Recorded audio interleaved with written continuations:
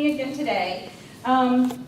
This workshop is on suicide prevention for the population that the series of workshops that I'm completing this year are addressing for lesbian, gay, bisexual, transgender, and actually questioning youth as well. This workshop was actually written by the Suicide Prevention Resource Center, which is a federally funded group that specifically works to support the prevention of suicide in general. And I've modified it to fit our time limits and our needs today. Hopefully we can have an open discussion. Please ask me questions as we move forward. And instead of waiting till the end of the workshop, I kind of would prefer us to have a more casual conversation, and feel free to share, if you have some personal experiences that you'd like to, share with others, and consider this a safe zone, hopefully.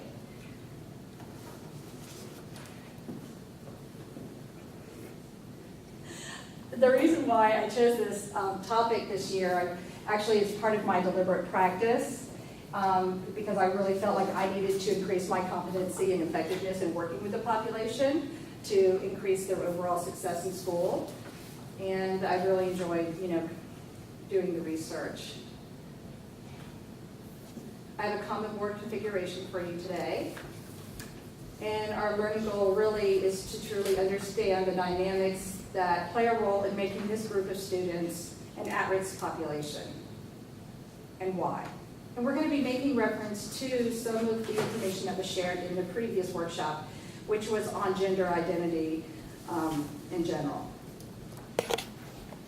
Originally, when I went to complete the workshop series, I thought, well, I'm going to present a workshop on why they are an at-risk population. But when I began the research, I realized that I really didn't know enough about gender and gender identity and the population of lesbian, gay, bisexual, and transgender youth to even talk about it yet. So that's why my first workshop was on the gender identity in itself. So we will cover that just a bit for those of you who were not able to join me in the first series of workshops. Mr. Sirianni. Thank you for joining us today. We do, of course, have a learning scale. And that, everything from number 4 is an expert, and I'm going to tell you I'm not an expert. I'm not going to claim to be an expert.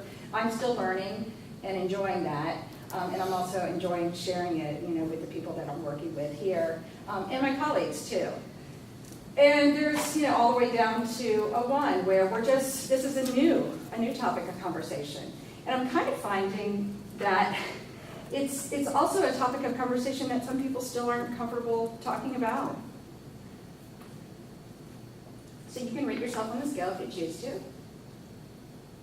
And these are our workshop objectives. We want to become familiar with the terminology, not only suicide terminology, but we're going to revisit the terminology of gender in itself. We want to discuss the risk and protective factors for this population, and then talk about some supports, some strategies, and provide some resources for you. I want you to take just a moment and ask yourself maybe a couple of questions, and then think about these questions as we work through the workshop today. Thank you for joining us. If you want to go ahead and sign in and grab some handouts. Sure.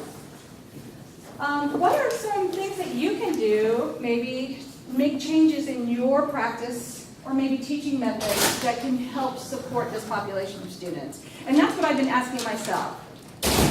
And again, the purpose of the whole practice, my deliberate practice becoming more knowledgeable and competent in working with them, because I frequently, although it's a small percentage of students that come to me for services that meet this description, it's still an area of need. And I need to know not only how to respond, but if I can't respond appropriately, where or who can I, direct these students to. And then maybe not for just myself, but what can we do on our school campus? What can the school do? What can we do to increase our overall effectiveness here as an Edgewater campus to support this population of students? So as we're working through the information today, let's ask ourselves those questions and see if we can come up with something. Of course, suicide is a huge problem. huge risk. And as we're talking about suicide today, we want to remember that as I'm sharing statistics and numbers, that we're talking about people. We're talking about humans that have either thought about suicide, they've maybe attempted suicide, perhaps they've lost their lives to suicide, and then there's survivors who have been affected by suicide. And some of us might be very familiar with the topic.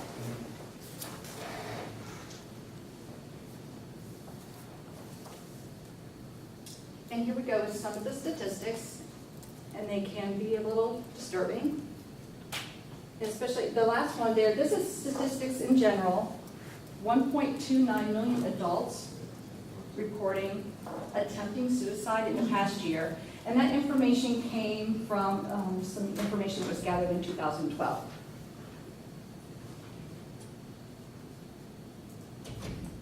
This is more specific to our young adult population.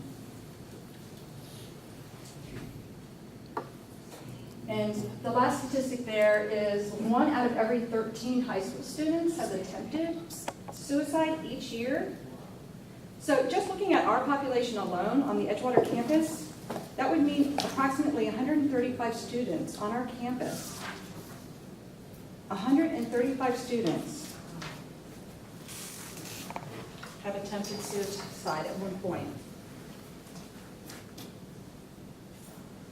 And I just ask us, as teachers, and, depending on how long you've been working in a high school, I'm sure there are some personal experiences, and I know our state coordinator is sitting in the audience, and I know, just the other day in Publix, you discussed something with me.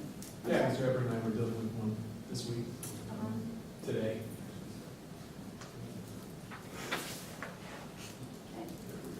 So then you ask yourself, well, why does it happen? What are the causes? And really there's no identified cause, but we do have some risk factors. Okay? There are, in your handout is either green or, I guess it's like an orangey salmon color.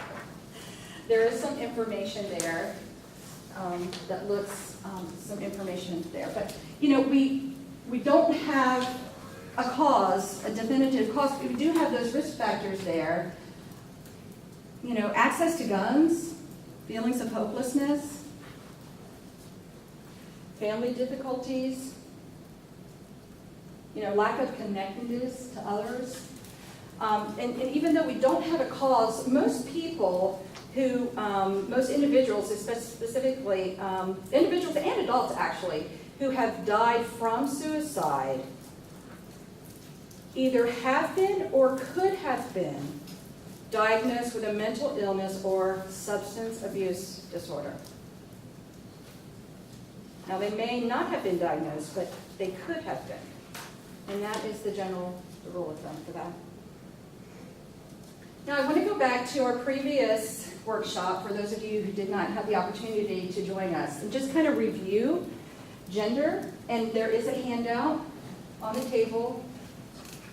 And I just kind of want to review this specifically. And I'm going to say transgender from this point on, which transgender is basically any student or person whose gender identity does not conform to gender norms of the society. So instead of saying lesbian, gay, bisexual, transgender, and questioning youth, I'm just going to say transgender from this point on. But let me talk about just the gender terms, and please grab a handout on the table.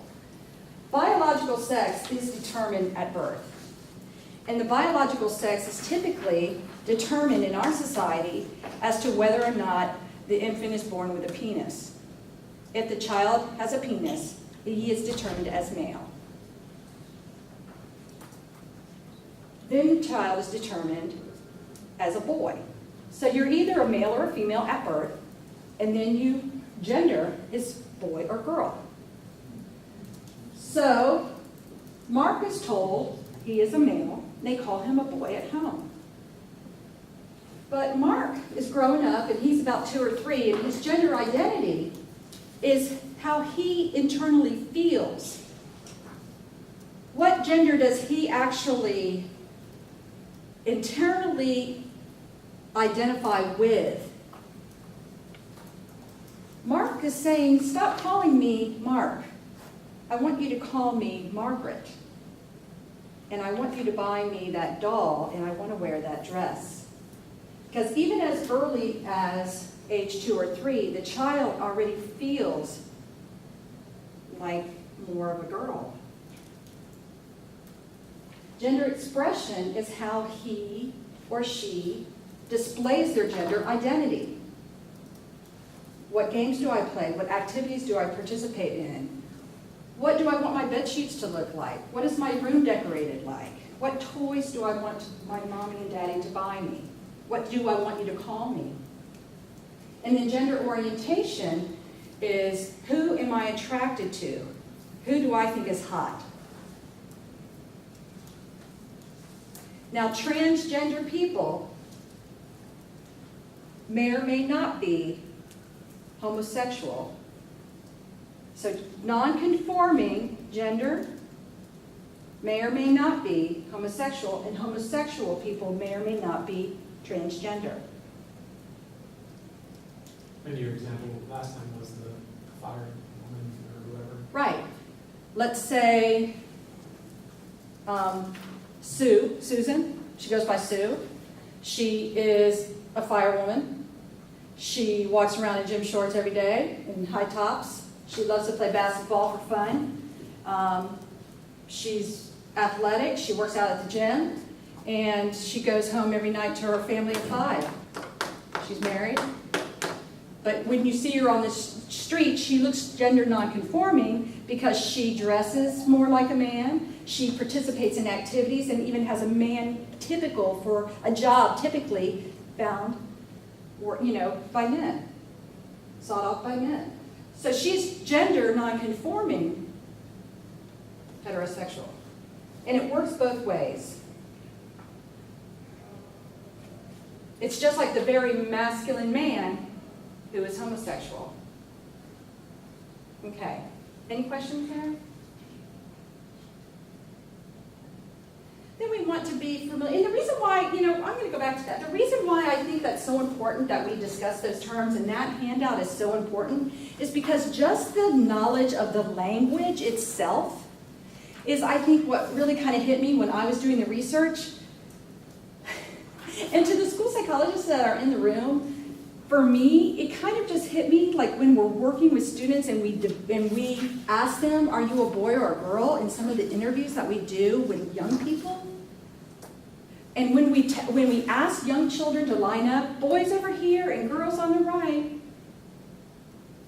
boys over here, girls on the right, if we have children as young as 2 and 3 years of age who might have a gender identity that does not conform to that, what are we already doing to the young child's self-esteem?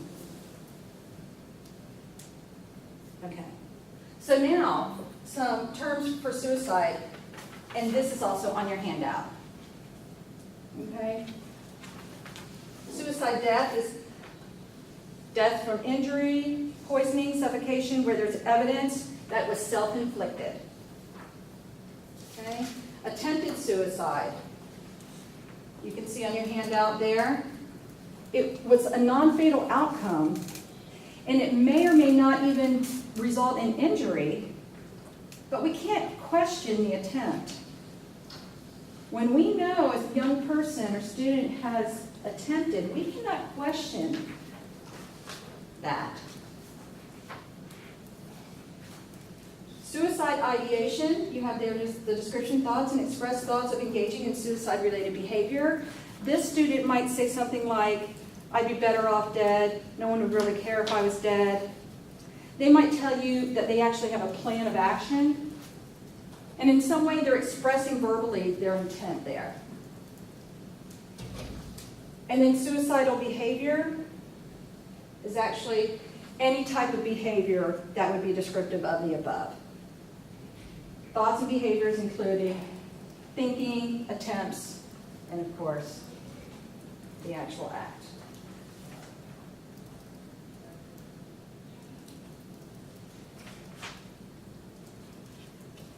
A little bit more information and statistics, and I want to go back here.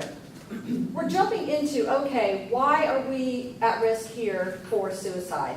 What I want to remind the group is what we discovered in our last presentation. These are the risks for transgender students in general. We reported the statistics of victimization, of harassment, of bullying. Some children even being kicked out of their homes and being homeless. And then we have research that says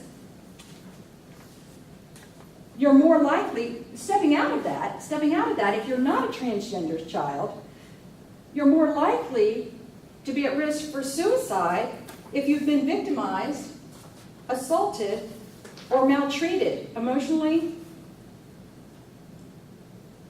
So that putting them already into the barrel. And then we have them with these types of statistics.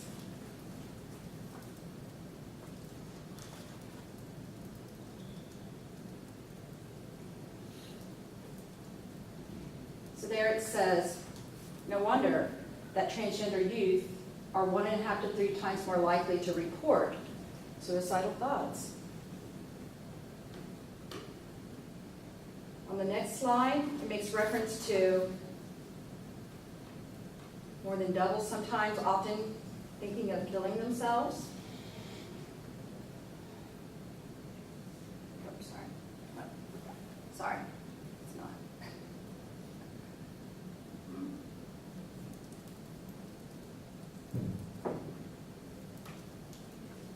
There we go.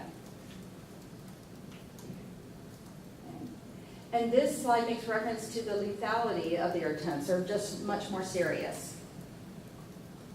Again, we're specifically talking about that population here, compared to the population of suicide in young people that are not considered transgender. Okay? So the lethality of their attempts is more serious. Clarifying question.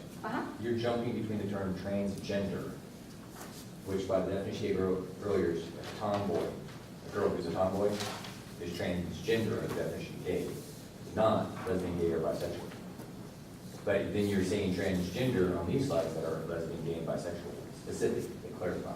Yes, yes.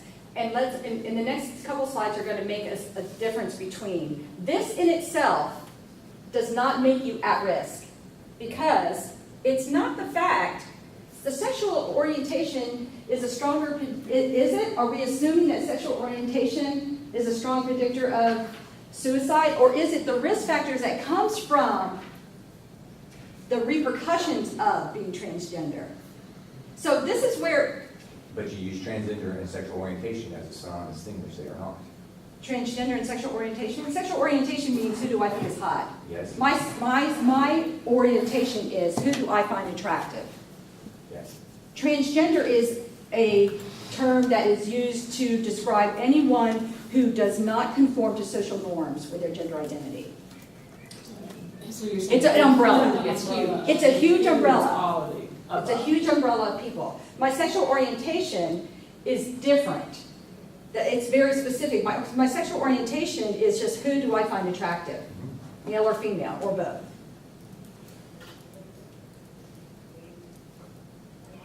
Does that make it more clear? No, not at all. No? You still fall, It is very straight, gay, confusing. and lesbian, you still fall under the same umbrella as trans. Yes, they do.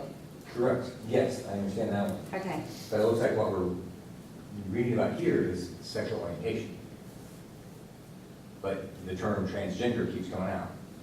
You can be sexual orientation over here, heterosexual orientation over here, and transgender over here. It covers both. Does that make sense? Yeah, I think that's correct. Yes. And that's what I was just trying to clarify for myself. Uh-huh. The term transgender Donna, you keep saying it, but the slides keep saying lesbian, gay, bisexual. Mhm. But for this, we're talking about, what's the predictor for suicidal attempts? And it looks like it said lesbian females versus non-lesbian females attempt more suicide. Right, and they're both, But they're both at risk. Yeah. And Based sexual on- orientation, but and we're gonna get to the point where you're gonna find that it's not so much their sexual orientation as it is how society responds to them Okay. and how they handle it, Okay.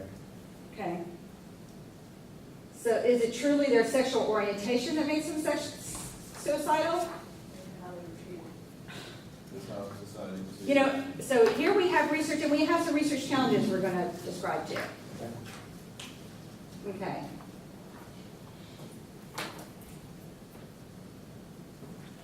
All right, so this is where we're saying, the conclusion is this. But is that true?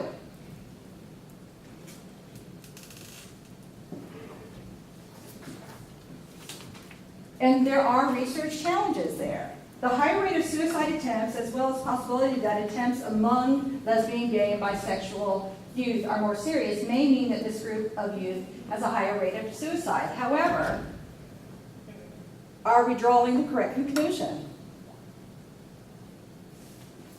First of all, hospital records don't keep record of sexual orientation, of suicides. Well, what was your orientation? What was your sexual orientation? The person's dead. We can't tell that from an autopsy. We don't have very large samples. And right now, we don't have very many longitudinal studies. And most of them are simply through self-report what we do have as far as perception on young people.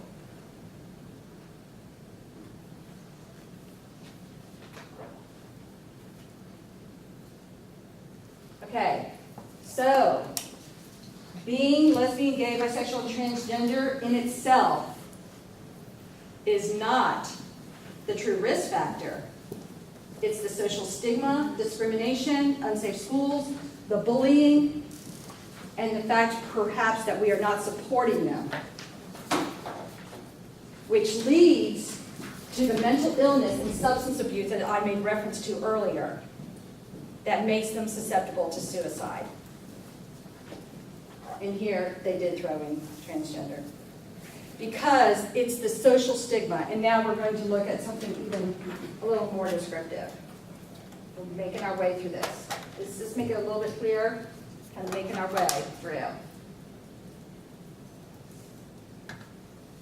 Okay, so it's the risk factors we just identified here that increase the likelihood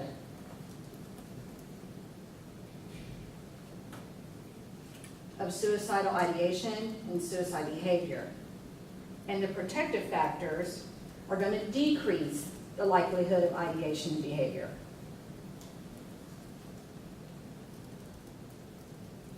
Okay.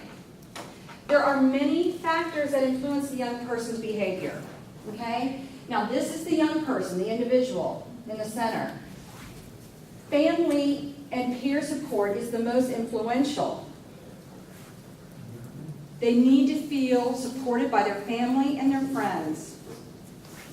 And we talked about that in the last presentation. The next, look who's next. The institution. Who's the institution? For us, it's Edgewater High School. And remember, think about how much time a student spends in the educational setting. From kindergarten to 12th grade. They spend more time per hour with us than they do their parents. So that makes us the number one, but it Well, shouldn't be that way, right? Their sense of belongingness is truly here, but they can also have that sense of belongingness here, right? And then community support, the research they're talking about here in community is like, what kind of mental health resources do they have? What kind of other forms of connectedness do they have? Are there clubs? What other out there in the community, other resources for them. And then society, how can we help reduce the stigma for these children? I love that slide. But the individual is the primary person. You always have to, you look outside the person for support, but it's truly the person. And you remember when we talk about what kind of counseling does that person need? The person needs the same kind of counseling that any student requires to build resiliency. It's just building coping strategies. You know what I'm saying? Of course, you want a solid support system around that person, but the individual itself has to be strong, and you want to build those things. Okay, family connectedness, family acceptance, safe schools. One caring adult can make the difference in a person's life. We want to build their self-esteem and provide them with role models. We're very lucky that we have some positive role models here on our campus.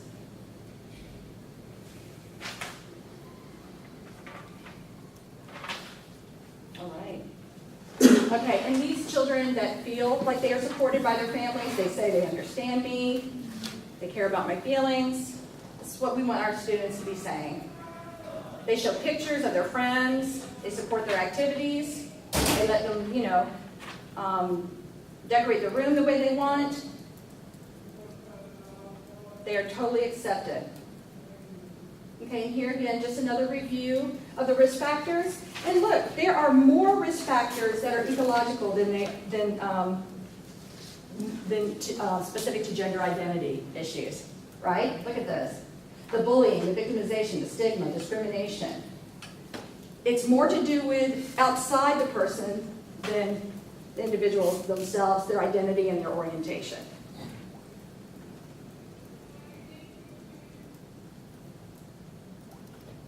More risk factors, more severe. It's like I made reference to the previous presentation. We already know they are victimized more, they are harassed more, they suffer physical and verbal abuse more than our other students. And I have a little clip for you.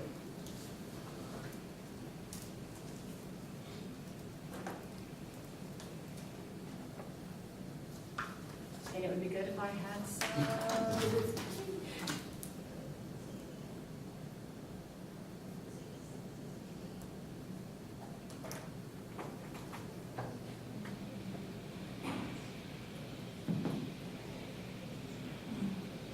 Sorry. I should have tried this earlier.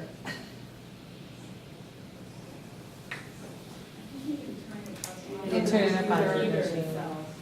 Like where you click to take it off mute, you drag it up, that should be it. When you start sharing, the volume's turned all the way down. Yeah, the volume is down on, it might be On down YouTube the channel. actual laptop itself. Yeah, right there. There you go. Yeah, maybe I can get it to go louder, I don't know, but it's not gonna be too loud, sorry. I know I can get it up there here somehow, but I forgot. There, I think it's disconnected. Very good.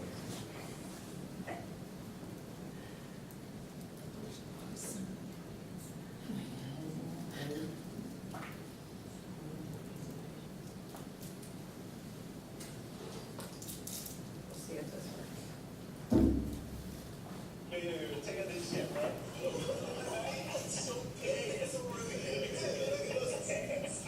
Don't say that. What? Don't say that something is gay when you mean that something is dumb or stupid. It's insulting. It's like if I thought this pepper shaker was stupid and I said bad. This pepper shaker is so 16-year-old boy with a cheesy mustache. Just saying. When you say that, sorry, knock it off. Perfect, right? I have a confession. Okay. Don't do it. Growing up, we said that Yeah. often, all the time. So that's a really hard habit to break. I mean, that's gay, that's, oh, you're so stupid, but not meaning it like Right, that, you know what I right. mean? Or you're so retarded, but not meaning, it's just, Mhm. it's a hard habit to break that we've, you know, back when I was growing up, it wasn't a huge thing. It wasn't frowned upon. I think it's only, it only brings awareness when it actually happens in your family. Because like you said, that was a term, but then when I found out, you know, several members of my family who, you know, confided in the family, it became more of a conscious thing. Then I got sensitive when I used to hear it, because then I knew a family member, and it shouldn't take that extent for a family, Yeah. but it just didn't bring awareness to me until the joke was made, and I'm like, wait a minute, they're talking about my cousin, you know? So then you kind of take offense to it. So I don't think we think of it until it becomes personal, or it becomes more aware to our family or us in general. Right. And that's what I think the video does. It's like, it's so specific, it's like, okay, you know, 16-year-old boy. Yeah, that's true. It's like, and then he's like, I don't think I like that.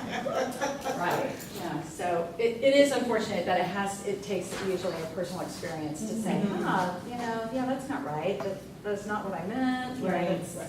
Because you see what they go through, Right. and then you see how they are affected, you know? Right. And you know, we've shared this story, you know, I've shared with my cousin, when he first told the family, one, we weren't surprised, we were okay, they haven't been there. Right. But like, you know, you know, we were at the Thanksgiving table and everybody's saying what they're thankful for, and he just burst out with, I'm thankful for the family I have because my friend just tried to commit suicide because his family had a totally different, you know, response to him. And we were more of, hey, we love you, you're my family member, that's just how it is, you know?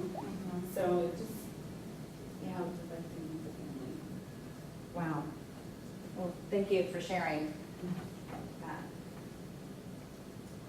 Okay. Again, you know, the purpose of my deliberate practice is to increase, you know, my own competence and share that information with you. One of your handouts on the opposite side, the one that discusses the warning signs of suicide, there are some resources, and these are specific to educators. I do have other resources, and if you are interested in getting some other resources, please, you know, contact me. There are some cards on the table. You can make questions, you can make comments, and I'll pick those up after the workshop. I have some additional resources there for the Runaway Safe Line. On the other side of your handout, it actually does discuss some warning signs.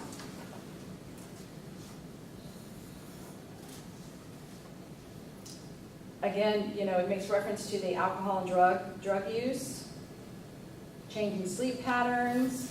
You know, you see the child being more self-isolating and withdrawing, you know, from their normal habits and their friends. So these are things that we're looking for. And then here we have the immediate risk indicators. Actually saying, you know, I think I'd like to die. I'd rather be not living anymore. And when it's talking about feelings of hopelessness, it's like when maybe a child might say, there's no one who understands me. There's no one who can help me. My life is getting worse and worse. Things like that are very much so indicators that, well, what do you mean by that? Like, what do you mean that it's not going to get better? What are you talking about? You know, so kind of explore that a little bit more or refer to someone that maybe can. Okay, so let's go back to our two questions. Hopefully, as we've been, you know, processing the information that we've received today, we've come up with maybe some ideas of how we can support these students. And I know for myself, you know, again, that's the purpose of me sharing the information, is to make change. For me, I think change starts with education. We're all educators. I think we all think that way, right? That's why we joined the forces. So, you know, I'm trying to share what I've learned with others so that we can make a change. In fact, I think just the fact that we're doing the workshops in this glass bubble and the students are seeing that we're talking about it, in itself is an intervention. The children last month saw that we were talking about gender identity, and now they're seeing we're talking about suicide prevention for this group. And I've had students come in and say, are you going to talk to us about this? This is good. Raise the question, are you? Mr. The new Hepburn, guy. Mr. Hepburn, the administrator, who was here and then stepped out for a moment, he's the principal of the school. I don't know if you've had the opportunity to meet him yet. He would like for me to present to the students, but it would not be, of course, the same workshop material. Right, okay. I hope I had the opportunity to do that. So what can we do individually in our practice with students, and what can our school do? And then I have some resources for you. Your handout has slightly changed. I forgot to mention that at the beginning of the workshop. I worked on this like 2 weeks ago, and then last week, and then again, the last couple of days. So I added some additional things. If you want the actual handout, that was presented today, or the presentation that was handed today, it will be posted on SharePoint or Edmodo. It'll be on Edmodo, and you can take a look at it again. And of course, I do have other resources for you. Media specialists brought down a few books that they felt were relevant to the topic that are in your library. And I say, we do have a local zebra house here. Zebra houses are all around the state of Florida. I know there's a huge zebra house in St. Petersburg. There's contact information there for you. They're located right on Mills Avenue. That is a great place for students who have been kicked out of their homes to be referred to. It's specific to this population. And the American Foundation for Suicide Prevention has a local chapter here.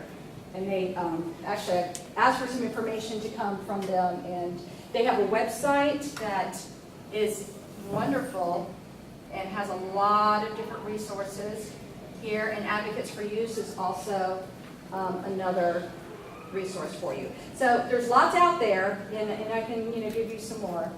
And I just want to say thank you, thank you. Thank you, Ms. Thank you. Crownover. Miss Crownover. Dr. Crownover.